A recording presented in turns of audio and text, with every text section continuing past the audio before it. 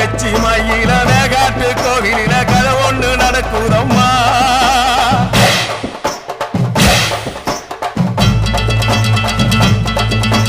காட்டு புலி ஒண்ணு காயம் பட்டு போச்சே காரணம் யார் சொல்லம்மா